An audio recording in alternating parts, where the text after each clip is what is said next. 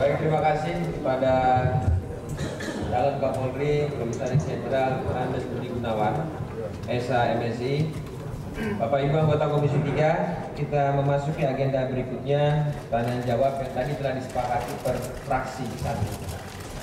Kami awali dari fraksi PDI Perjuangan. Kami persilakan.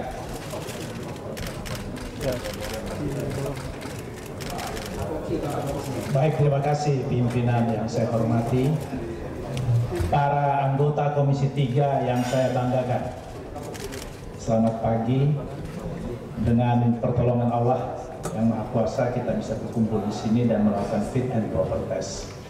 Saudara calon Kapolri yang saya hormati, suasana pagi ini dalam fit and proper test ini, saya merasa ada perasaan yang lain, karena saya sebagai pribadi sudah mengikuti fit and proper test untuk Kapolri keempat, termasuk saudara calon saat ini. Jadi dari fit and proper test sebelum-sebelumnya, pagi ini ada perasaan yang berbeda, yang lain.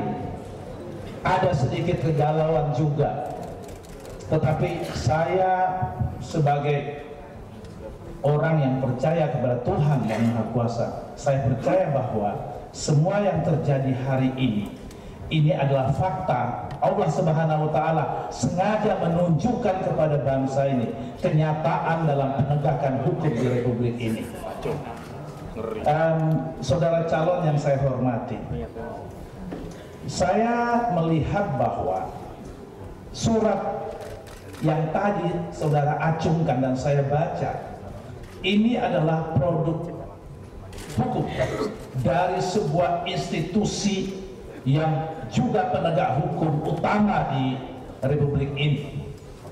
Saya kok merasa galau, ganjil, bahwa kemarin kami mendengar, melihat, menonton di televisi saudara calon Kapolri dijadikan tersangka. Kemudian pagi ini dalam fit and proper test saya membaca sebuah produk hukum bahwa kasus rekening gendut itu sudah selesai dan sudah dilakukan penyelidikan oleh lembaga penegak hukum resmi juga, yaitu institusi kepolisian dan Badan Reserse Kriminal. Jadi di dalam benak saya kok aneh.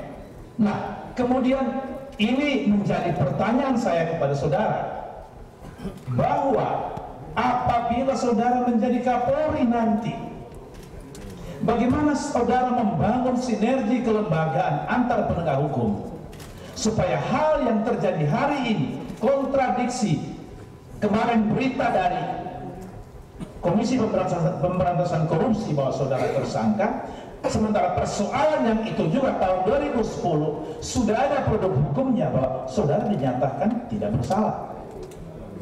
Ini soal yang saudara katakan tadi, krisis confidence dan trust dari masyarakat. Ini orang melihat, orang menonton.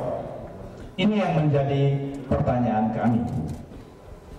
Kemudian hal yang kedua, perasaan menjadi tersangka tentu tidak enak. Sebagai pribadi, kehormatan pribadi, nama baik, keluarga, istri, anak, keluarga besar, semua menjadi terpukul. Sebagai informasi, mungkin saudara sebagai polisi profesional juga tahu bahwa mentersangkakan orang juga sering dilakukan oleh lembaga kepolisian. Mentersangkakan orang dengan cara yang tidak profesional, mentersangkakan orang karena pesanan, karena kepentingan, juga sering dilakukan oleh lembaga kepolisian. Oleh sebab itu, saya juga ingin minta penjelasan, jika saudara dipercaya menjadi Kapolri, apa terobosan saudara? Karena saudara pernah mengalami bagaimana menjadi seorang tersangka, sehingga melakukan terobosan-terobosan jangka pendek, jangka menengah, jangka panjang untuk institusi yang akan saudara pimpin. Oleh sebab itu, saudara, saya sebagai anggota DPR, sebagai wakil rakyat juga mendapat SMS yang baru masuk 5 menit yang lalu. Saya bacakan SMS ini. suara rakyat. Tolong ditanyakan komitmen penuntasan kasus korupsi yang ditangani oleh institusi Polri.